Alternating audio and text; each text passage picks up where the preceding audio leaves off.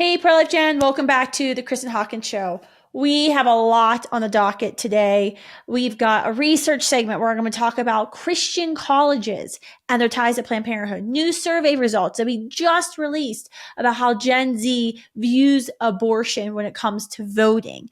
We're going to talk about a showdown in Congress and Trump's stupid word flexibility when it comes to Hyde Amendment. We've got breaking news out of the state of Wyoming, where activist Supreme Court judges have blocked one of our critical pro-life laws that we passed, calling it healthcare. I also have fantastic news out of Washington, D.C. on Students for Life Action's Pregnant Student Rights Act, which you've never heard about, but I'm going to tell you about. And we're going to talk about Stranger Things, I know, and some comments from Pope Leo. So stay tuned.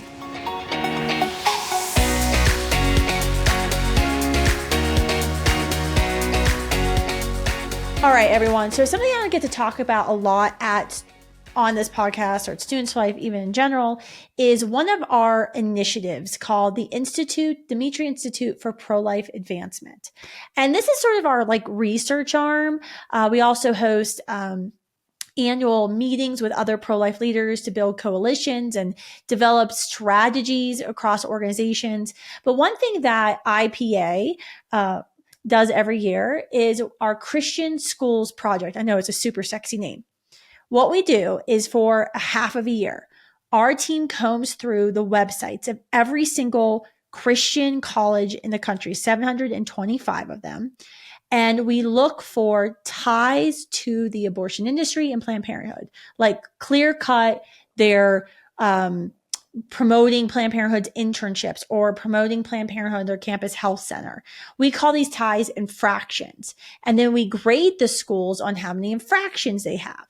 Now, I wish we didn't have to do this project because I think it's pretty unthinkable that any Christian college in America would have a relationship with the largest abortion vendor in the country, Planned Parenthood, but we have to do it every year. And every year the news gets a little bit worse. And we think students, parents, and just Christians and the general public need to know what's actually going on in these Christian schools, because as we all know, light is the biggest disinfectant. So what we did is we put together this report. We just released it at the beginning of the month, and the news is not great. So we found initially that 118 schools out of 725 Christian colleges had ties, open, flagrant ties to the abortion industry. Unbelievable. Now, we documented 533 unique infractions spread across those 118 schools.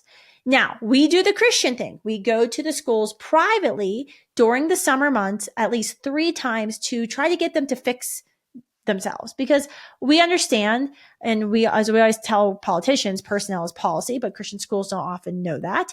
And so they allow raging liberals, pro-aborts, non-Christians to run parts of their school. So we always like to go straight to school leadership to tell them, hey, this is what we've uncovered just publicly, not even the things that are being said in classes, which, I mean, Lord have mercy, I can only imagine some of these schools. After we did that, 4 of the 118 schools actually fixed the problem. So we're actually down to 114 only, 114 out of the 725 schools that have infractions. One of the worst offenders this year, which actually shocked me, I was doing an interview and saw this, and I couldn't believe it, is Villanova. Villanova earned an F for listing several abortion organizations on their Career Connection website. Now, as a reminder, this is a very well-known Catholic school. We've had an outstanding Villanovans for Life group there for years. And by the way, it's the Pope's alma mater. The Pope's alma mater, where he helped launch Villanovans for Life as a grad student, is an F in our Christian school study.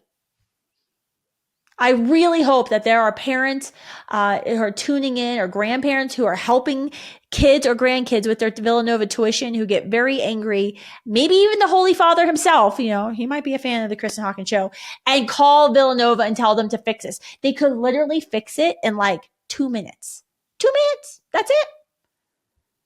The worst part about this is that we've seen, and this year's results proved, that abortion connections on Christian schools actually went up 20%. since the Dobbs decision in 2022. 20%. That means we have so much more work to do. That means more than 1 in 7 Christian schools in America now list Planned Parenthood or some other abortion vendor as a health resource or promote them as an internship or highlight abortion groups in course materials. Nothing makes me more angry than Christians or people who say that they're Christians who are pro-abortion, because you can't be. All right. The good news, though, because this is a happy podcast, is that 66 schools this year earned an A+ rating. This means not only does a school have 0 infractions or public ties to the abortion industry, but they've gone above and beyond, and now they promote life-affirming pregnancy help to their students. And that number has actually increased 14% in the last year. I think this is amazing. I'm so excited. I'm so excited we did this A+ thing, but it's really helping get the word out to Christian schools that they actually have a job to do in helping pregnant and parenting students find nonviolent resources and help. I know, novel thought. But this should be easy, guys. Every Christian school should be promoting life. We should have 0 schools on our list. As I told Fox News when we let them do an exclusive of this story, if you support abortion, you're obviously not following the teachings of the God who said you shall not murder. The 10 Commandments is not something we can be flexible on.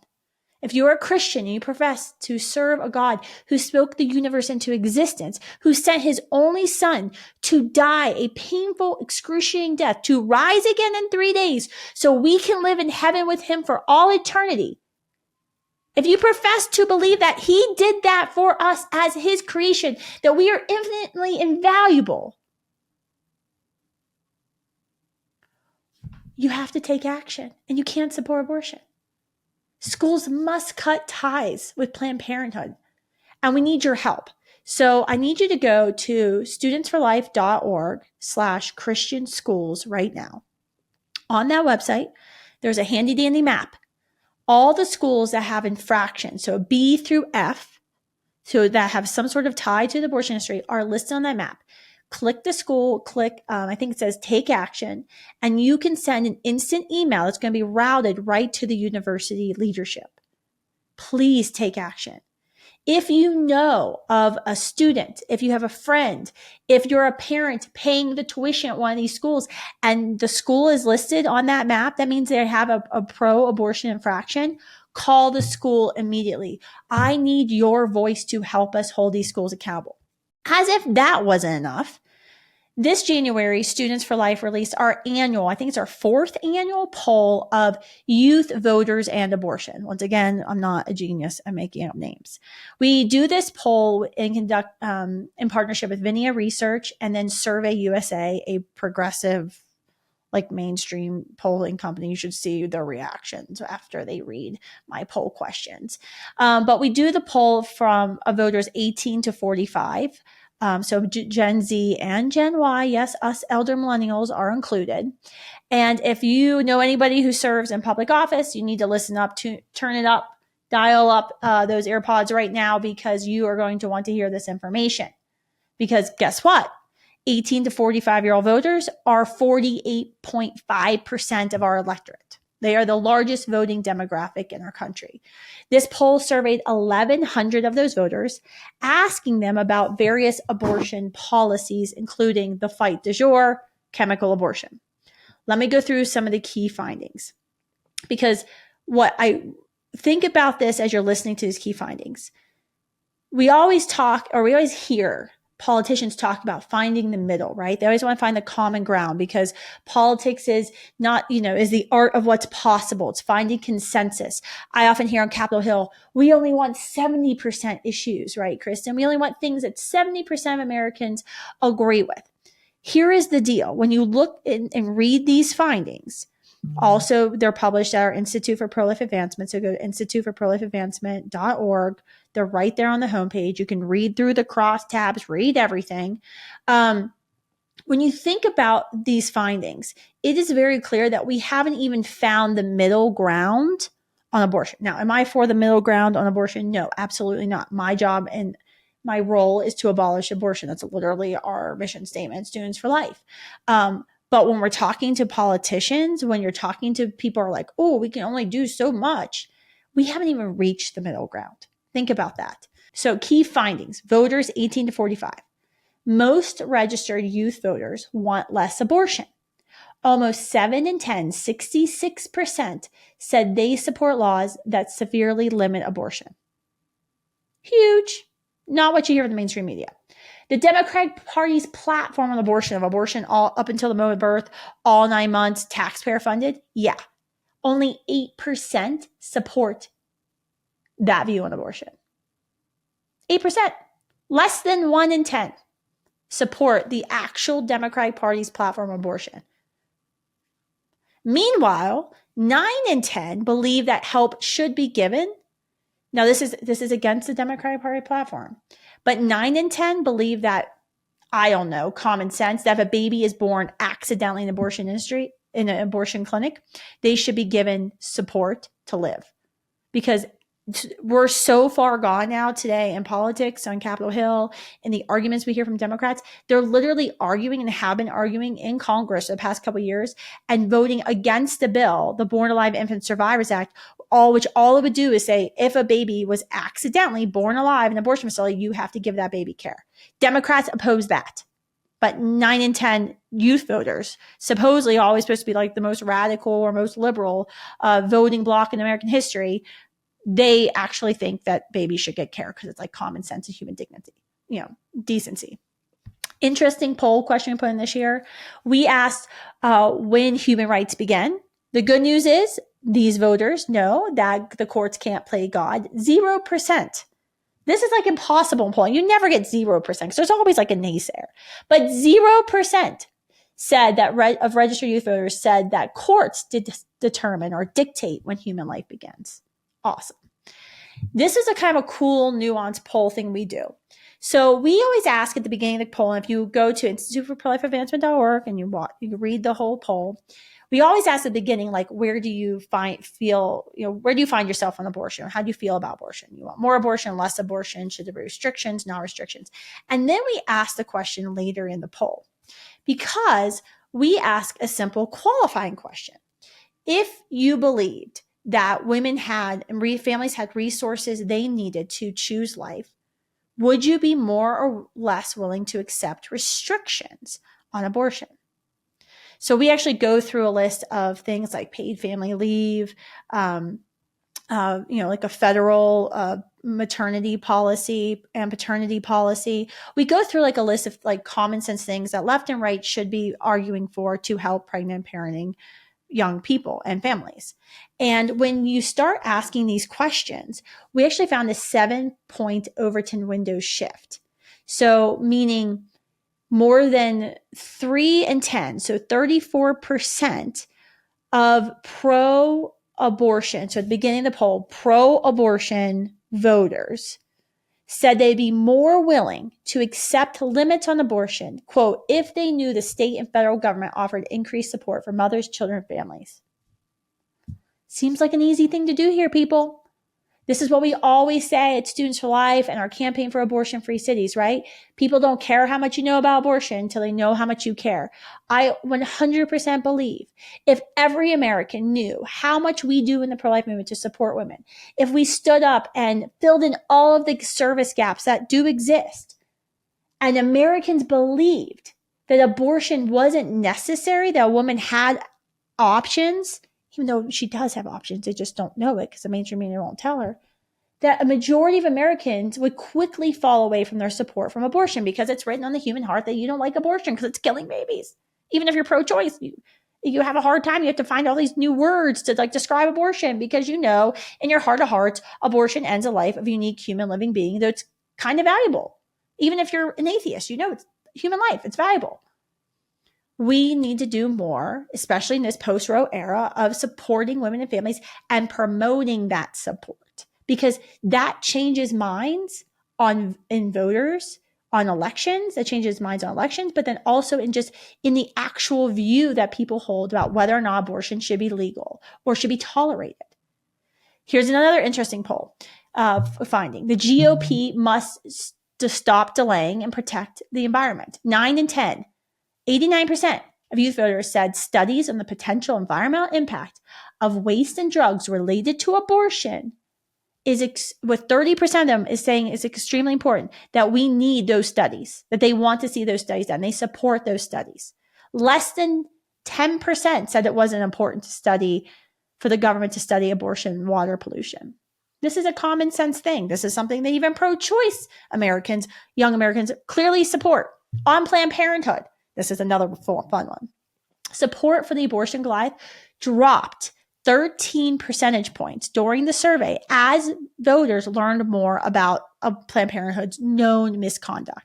Beginning of the survey, 57% of registered voters said they viewed Planned Parenthood favorably, with 37% saying very favorably. So those are like your hardcore people.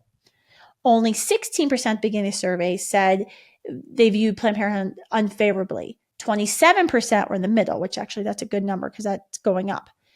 Youth voters, though, changed their mind during the course of the survey, because what we did is we just, before we re-asked the question, we said Planned Parenthood has been convicted of X, Y, and Z. And we didn't even talk about killing babies, just their Medicare fraud, their dangerous their dangerous clinics for women, like stuff that's already been proven in court. Because trust me, I had to prove this to the polling company.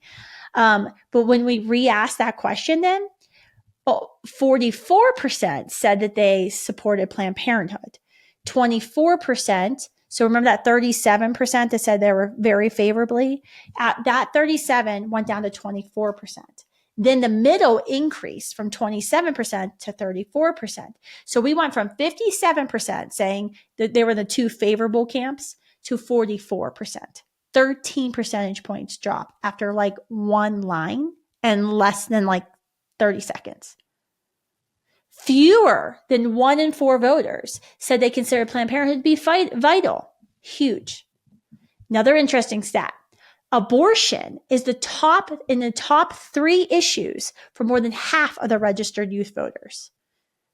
Sadly, though, it's only the top issue for 12%. That's like all of us. So candidates do have a lot of room to educate and inspire voters with this issue. And it does drive constituents to the polls. But the main thing is, and what we say all the time, is candidates have to own the issue, not shy away from it, because the abortion industry is a bully. And if they feel like a candidate for office is afraid of talking about abortion, they will pummel you into the ground. I think it's very clear those running for office need to expose the radicalism of the Democratic Party's position on abortion, with all, wanting abortion up until the moment of birth and then allowing babies to die afterwards. That is wildly unpopular. I think candidates need to show, especially Republicans, that they are listening and take into account the real life needs of moms and families and be vocal about supporting policies that will actually help them. I think they need to go on the offense of doing actual environmental testing on abortion waste, medical waste, and the dead babies that are flowing into our water, because that's an issue that everybody cares about.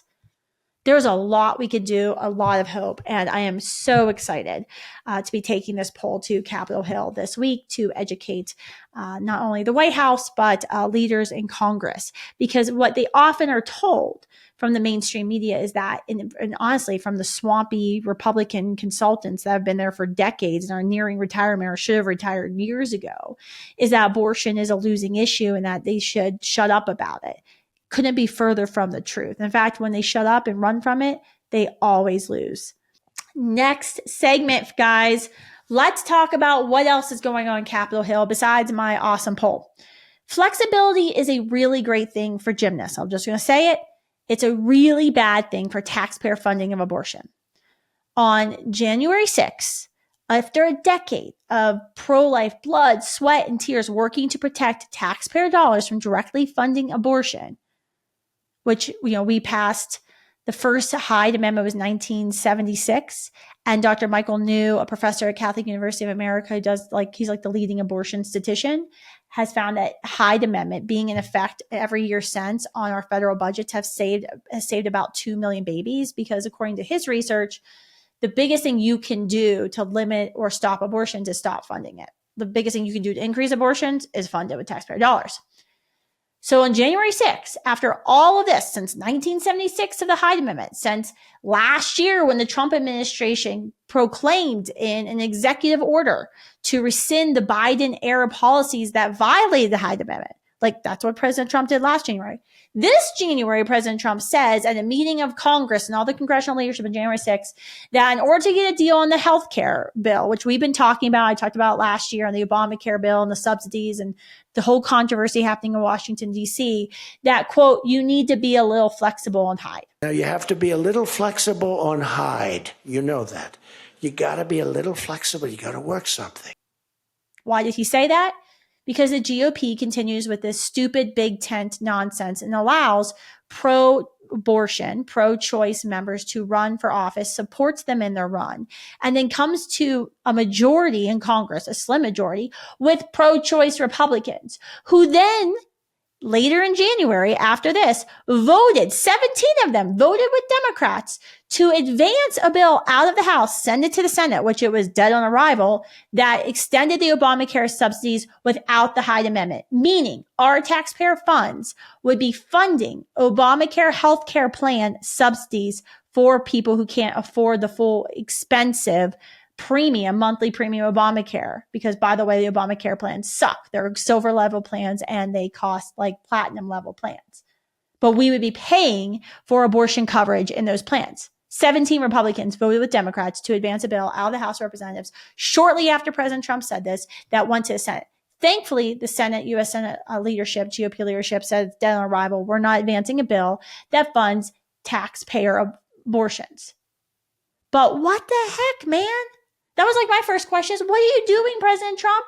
Literally last January, one of the first actions after he pardoned the 23 pro-life protesters and got them out of federal prison, one of the first things he did was rescind Biden-era policies that we knew were violating the Hyde Amendment, forcing the VA, the Veterans Affairs hospitals, to fund abortions.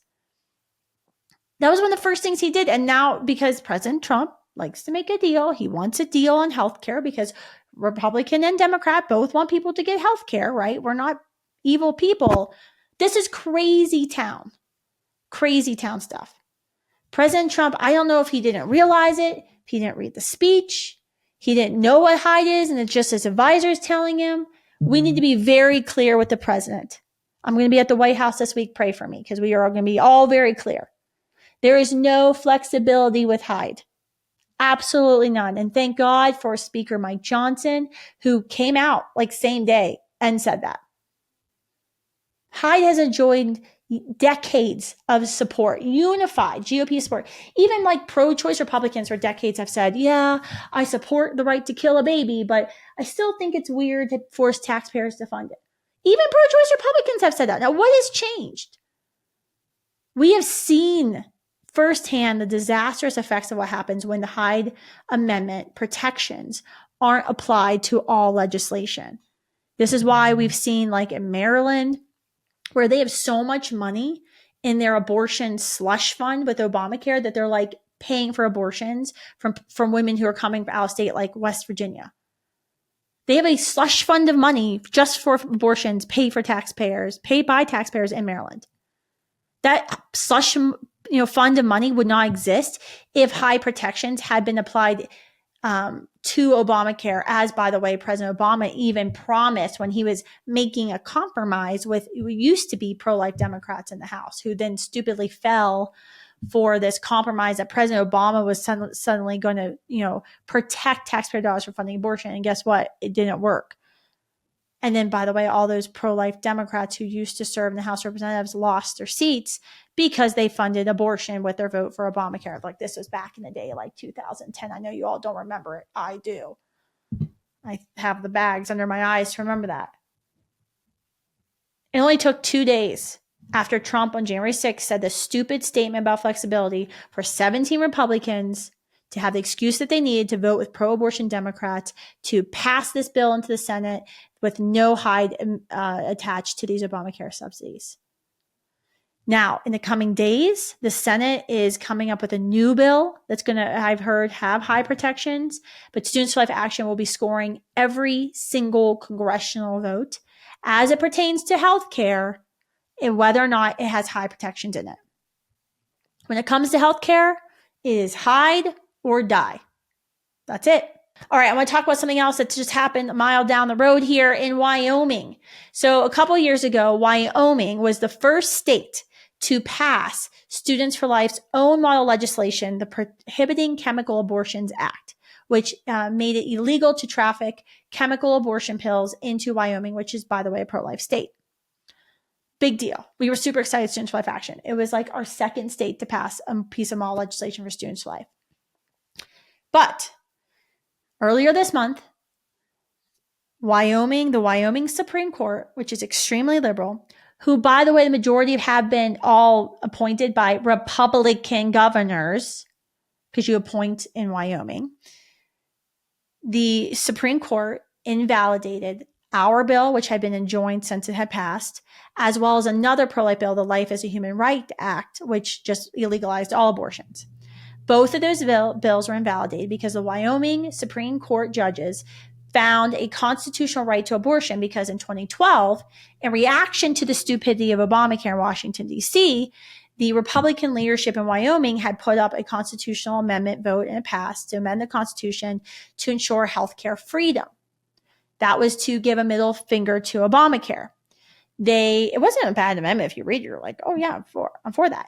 But the Wyoming Supreme Court judges who are pro-abortion and appointed by Republicans found the right to abortion in this healthcare freedom amendment, and because they called it healthcare. You're seeing a couple problems here. One, once again, Republicans who say that they're pro-life and don't do anything and actually do the exact opposite, hoping no one will know.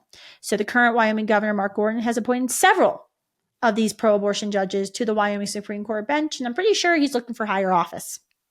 And now, don't worry, he's super pro-life, even though this was his making. Now we have to figure out what to do. Governor Gordon, because he's so pro-life, has called for a constitutional amendment fight. So in another election in November where abortion will be on the ballot, a pro-life amendment will be on the ballot. This is going to be difficult. It's going to be expensive. I've been on the phone with the Wyoming Senate president and the Senate vice president. I'll be in Cheyenne working on a solution. If we can get a ballot referendum, how much money we'll need, because we know we'll be dramatically outspent, even though Wyoming is a pro-life state, except for the town I live near, which is where all the abortionists are. Of course, I can't move to somewhere that's just like normal and people will like me. I have to move somewhere people will hate me if they find out I live here. We're also working on a creative bill. I can't tell you too much about it, except that there's constitutional lawyers involved to see if we can do something still using a bill, because passing a bill will be super easy because the Wyoming Senate and House is outraged by the Supreme Court. In fact, I think they're voting to take away the Wyoming Supreme Court's entire budget, which would be great. But then we're probably going to have to go to an amendment. So stay tuned on that. I will tell you that this is why judicial retention elections matter. No one really ever pays attention to judicial retention elections. But in many states, whether you're appointed by a governor or you run for Supreme Court, you have to stand up for re-election. It's called judicial retention. In 2024, something that most people don't know, for the first time ever, Oklahoma Supreme Court judge lost his judicial retention vote. How did you happen that, you might ask? How did that happen? How did that come to pass? Students for Life.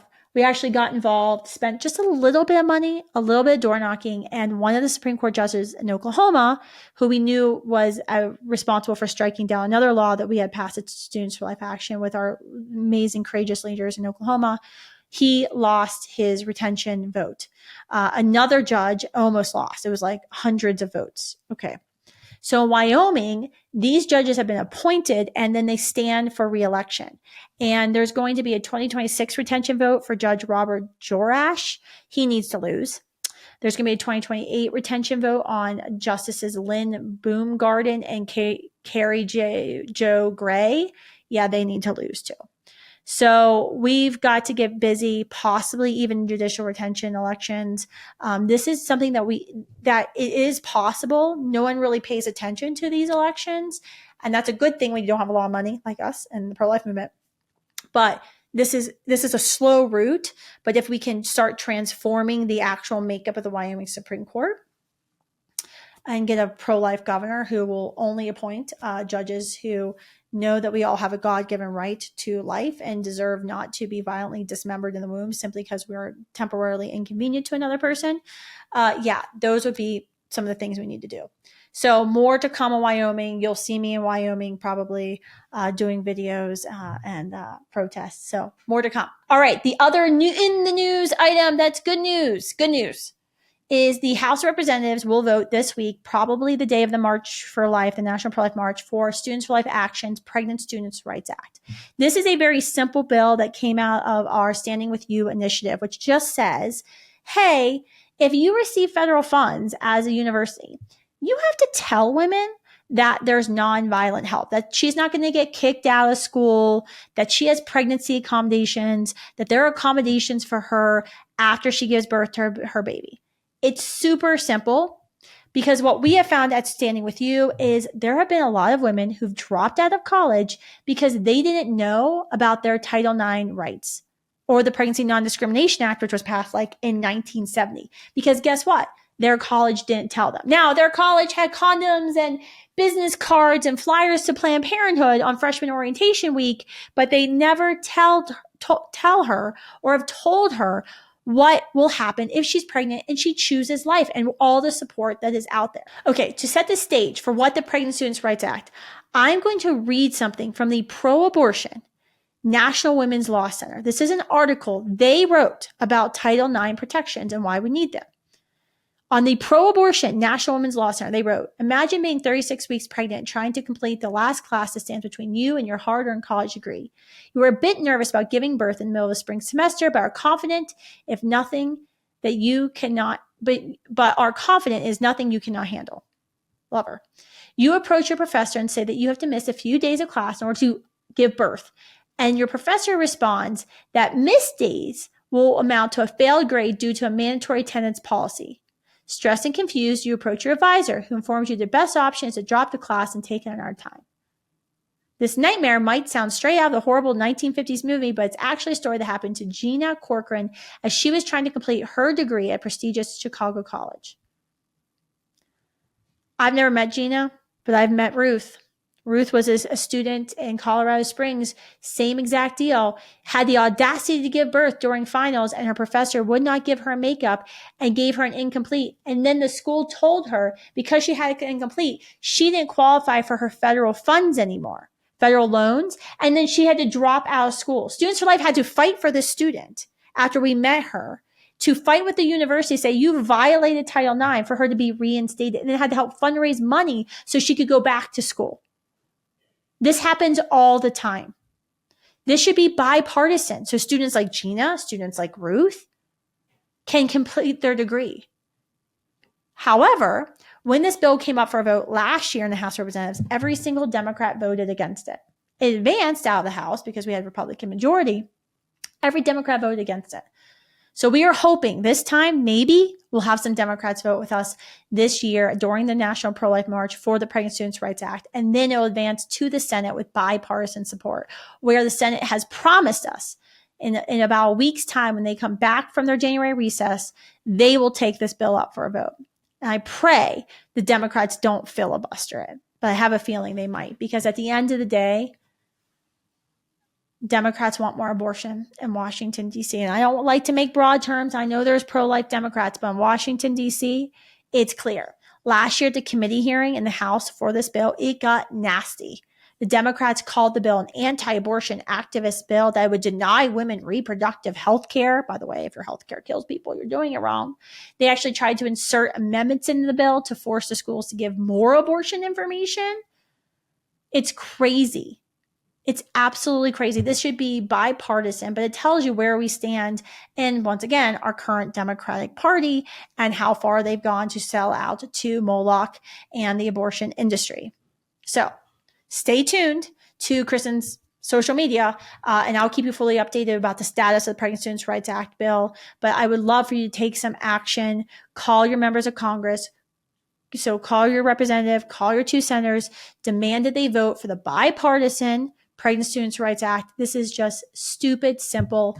Everyone should be in favor of that. Next, we're talking about culture. This is my culture assignment for you guys today. At the moment, Hollywood seems to be where some of the worst and some of the best things are happening at the same time. But we often see there's not a lot of gray area in Hollywood.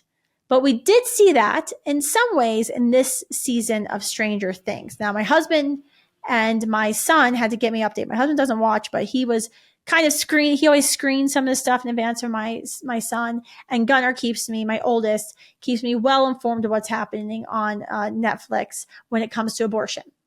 So if you've been watching Stranger Things, this was billed to families, apparently, from the beginning as a retro sci-fi venture where kids fought evil. Looks cool. The t-shirts look cool. I think the trailers are cool. And throughout the series, you kind of watch this band of students and young people. They grow up and, move on with their lives. And I think for a lot of people, it was, especially my age, it's very popular because it's very nostalgic of that time period we grew up. But one of the most fascinating things about Stranger Things phenomenon is that it does appeal to everyone, young and old. So it was kind of great, kind of wholesome, but Netflix got its nasty little claws into it, as they always do, and ultimately started using the show to push sexual ideology onto young audiences. Like, Netflix has 100% an evil agenda. For instance, the coming out storyline for one of their main characters. This show turns his sexual orientation into a superpower that he can use it to defeat a villain. There are things I want to say that I'm not going to say because I know teens watch this show.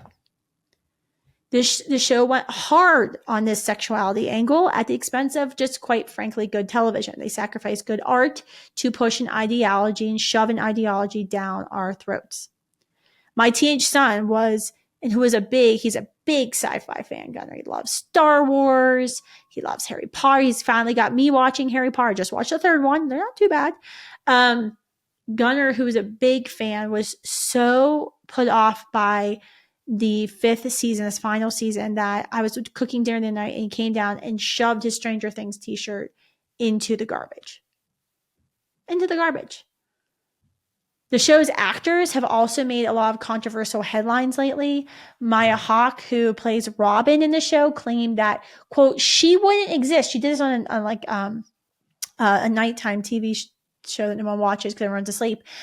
She claimed that she wouldn't exist if her mom hadn't had an abortion. I'm going to play it for you right now. My mom wrote this really beautiful essay about her abortion that she got when she was really young, and about how if she hadn't have had it, she wouldn't have become the person that she'd become, and I wouldn't exist, and how both of my parents' lives would have been totally derailed and she hadn't had access to safe and legal health care, fundamental health care.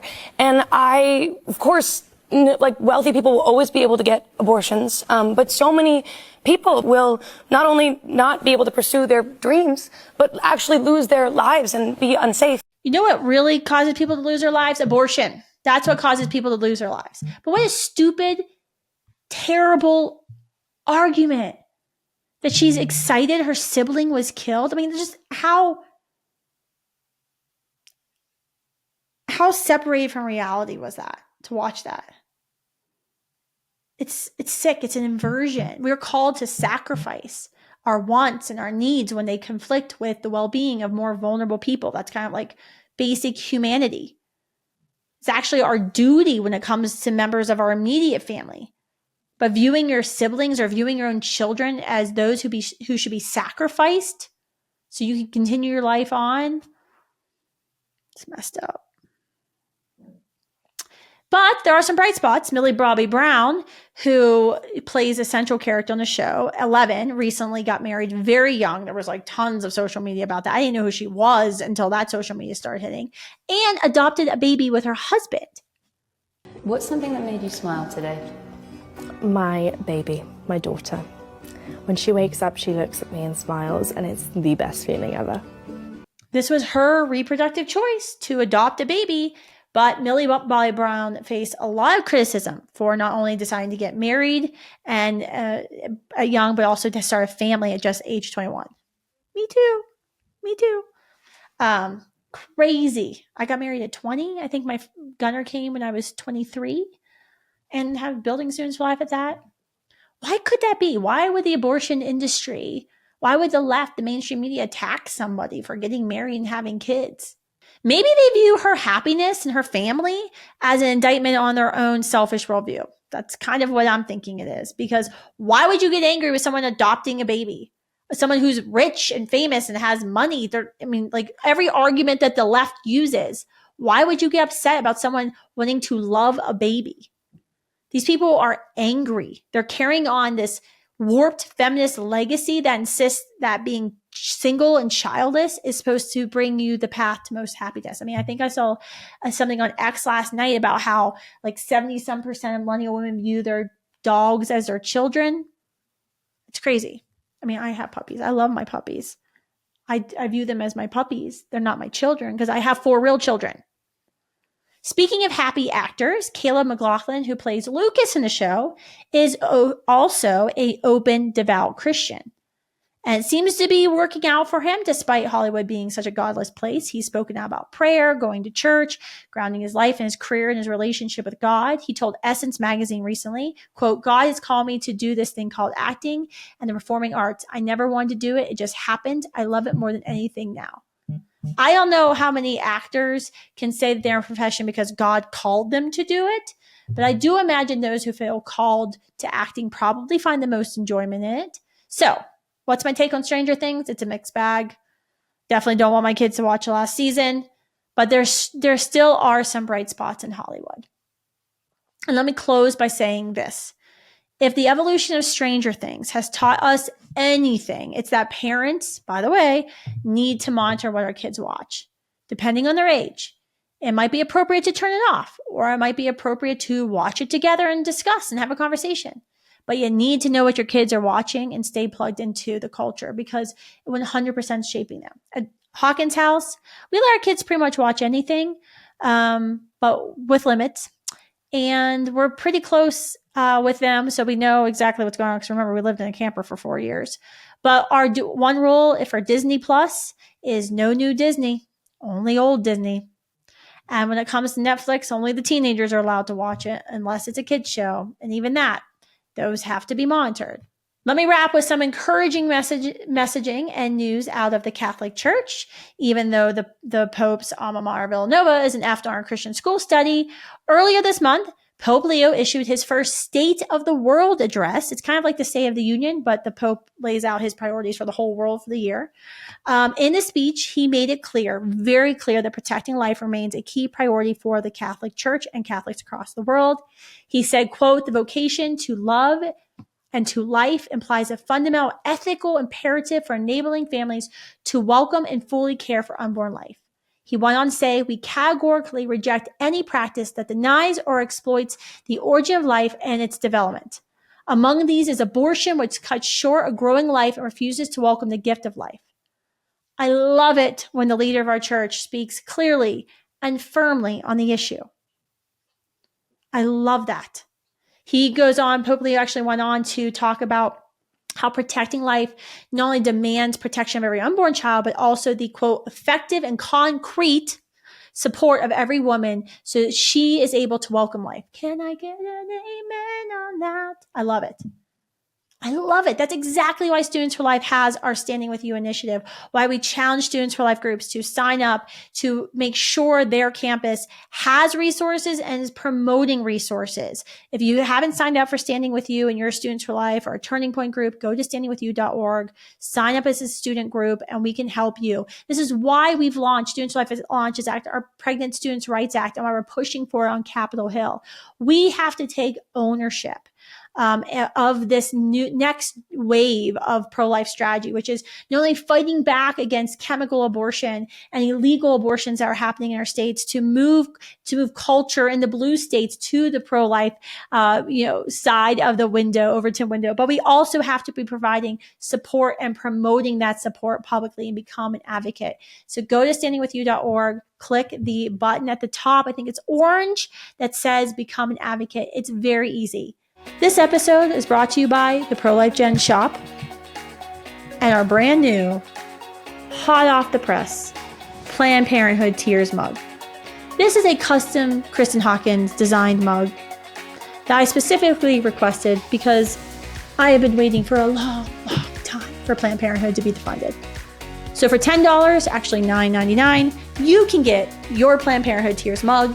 So just go to shop.prolifegen.org and get your mug today, and you can sip your coffee or energy drink, in my case, in a brand new mug, celebrating the fact that we finally defunded Planned Parenthood because of you and I. Thank you all for joining me for this episode of the Kristan Hawkins Show. If you want to hear from me daily about pro-life news you need to know, you can join my personal text line by texting Kristan to 53445. Until next week, keep standing up and speaking for the voiceless.